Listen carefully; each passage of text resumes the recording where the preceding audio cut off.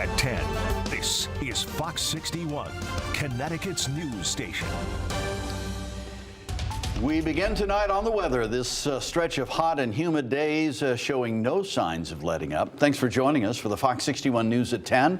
I'm Brent Harden. And I'm Sarah Sanchez. There could be some rain on the horizon, but nothing to break this tropical stretch. Chief Meteorologist Rachel Frank is here now with the details. Rach? Yeah, that's the thing. It could help drop the temperature by a couple of degrees, but the humidity is not going anywhere. We are watching some showers and storms stretching from northern New England back through Pennsylvania. Lots of lightning. And these storms have a history of actually producing tornadoes in upstate New York. There has been a lot of damage and now flash flooding in some of these storms. And you might be thinking, okay, get to the part where it impacts us. Well, it looks like by the time this line gets to Connecticut, you'll see that here on our future guidance, it falls apart. So we will see a few showers, maybe an isolated rumble of thunder after midnight tonight and into early tomorrow morning. Check in with the Fox 61 Morning Show crew as they'll let you know if there's any slowdowns out there on your way off to work, as there will be some showers, maybe a rumble of thunder, but I am not anticipating any severe weather. After that chance for a few scattered showers in the morning, we dry things out and it's another warm and humid day. Overnight lows in the 70s, so it stays warm, it stays humid. Heading into the day tomorrow, we'll start off overcast with a few of those showers. Then we break for some of that hazy sunshine. Once again, high temperatures in the 80s to near 90 degrees. And it will be another warm and humid night tomorrow night. On Friday, we'll see another chance for a shower or storm in spots, but it could be wetter to start off the weekend on Saturday. We'll take a closer look at that coming up. All right, Rachel, thank you. Our team is closely tracking the chance for showers during the stretch of unsettled weather. Stick with Fox 61 on air, online, and on the free Fox 61 News app for hour-by-hour updates. You can download the app by scanning the QR code there on your screen. Well, a permit allowing for the temporary placement of small housing units at one New Haven property will soon expire. The city says 8 tiny homes built in a backyard on Rosette Street will violate state and city regulations as of Monday. But the people who live there are not moving without a fight. Fox 61's Kaylee Collins is in studio now with what happens next. Kaylee. Well, Sarah, Brent, the temporary permit issued by the state was only meant to waive certain building code violations for 180 days since the winter season was approaching. Though residents want to keep this as their permanent home, the end of that permit means they'll soon be hit with some sanctions. Tiny homes on Rosette Street in New Haven have sparked some controversy. We're being accused of not respecting zoning laws.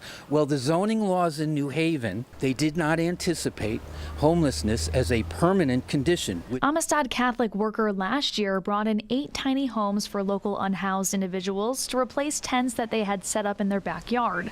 At the time, the city of New Haven sent notices that the units violated several city zoning regulations along with state building code. We really worked hard to work with the individuals at Rosette Street to facilitate them going through the city zoning process to get a variance. From the zoning perspective, they legally can have those structures. However, from the state building code perspective, they cannot. A temporary 180-day permit was eventually granted by the state to allow the homes to stay ahead of the winter months. But next Monday, July 15th, marks day 180, after which utilities will be shut off. We addressed them. We've been addressing this deadline for 3 months now. Mark Colville is a resident member of the Amistad Catholic worker who claims the mayor hasn't been working with him to find a solution. Mayor Elliker says the permit simply cannot be extended. We're asking people to follow the law. That's it.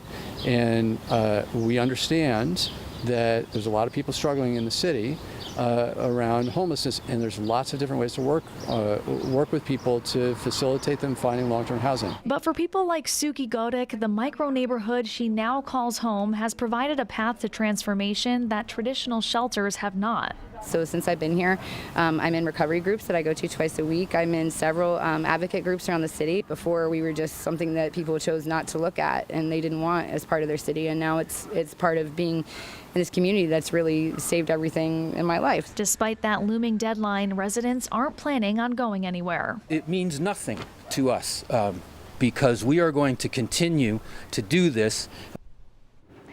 Now, Mayor Elicker did double down on previous statements that he's made regarding the city of New Haven's efforts to fight homelessness. He pointed to the millions of dollars that have been sent to build some affordable housing and a hotel for the unhoused as well. Though utilities will be shut off if the units are not removed, the mayor says that the city would not go in and remove those structures. In studio tonight, Kaylee Collins, Fox 61, Connecticut's news station.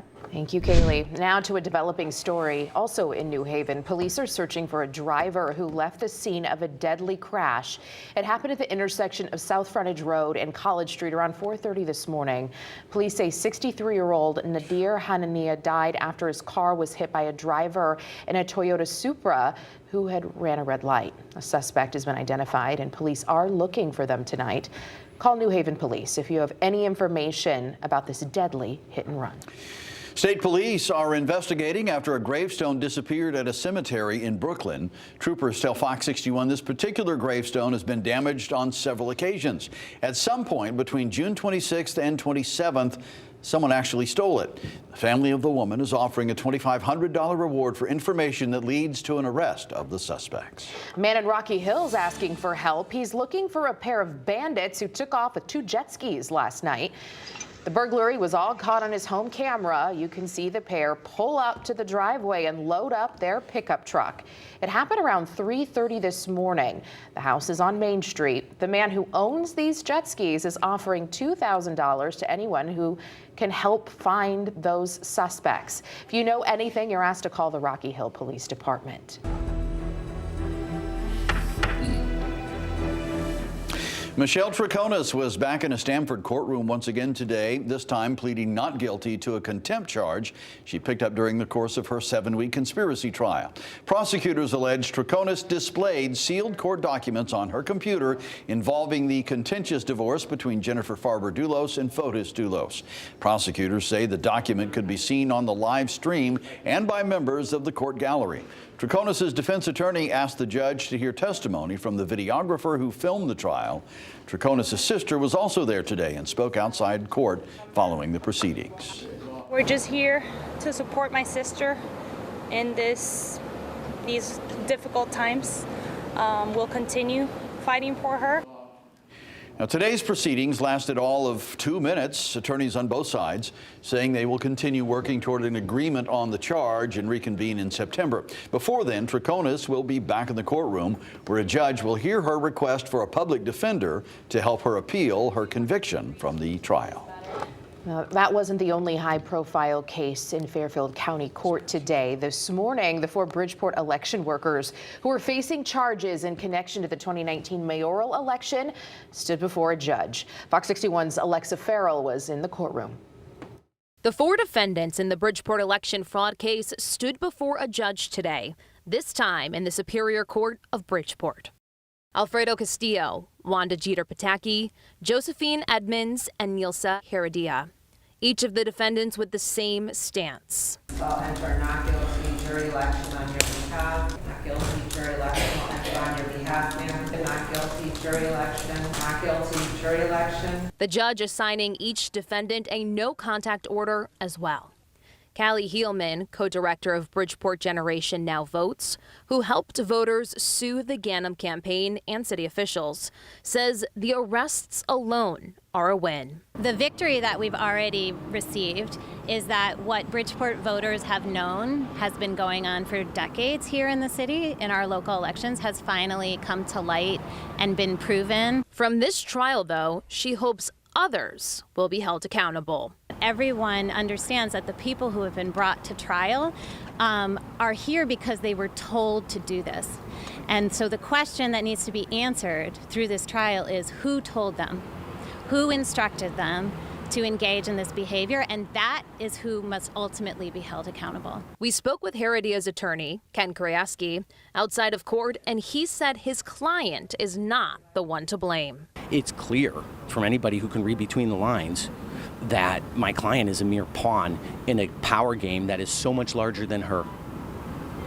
And my client should not be standing here alone. Mayor Joe Ganim should be here. So we went and tried to talk to Mayor Joe Ganim. We saw his office staff run and hide behind another door. That's when we were kicked out by security. Yeah, you said that we can come up and knock on the door. I said no one's going to open the door. So time to go. Time to go. Now a reminder that this is a government building, meaning that it's open to the public. And as you can see, Mayor Joe Ganim still has not commented on this case. Each of the defendants will be back in court on Thursday, August 29th. In Bridgeport, Alexa Farrell, Fox 61, Connecticut's news station.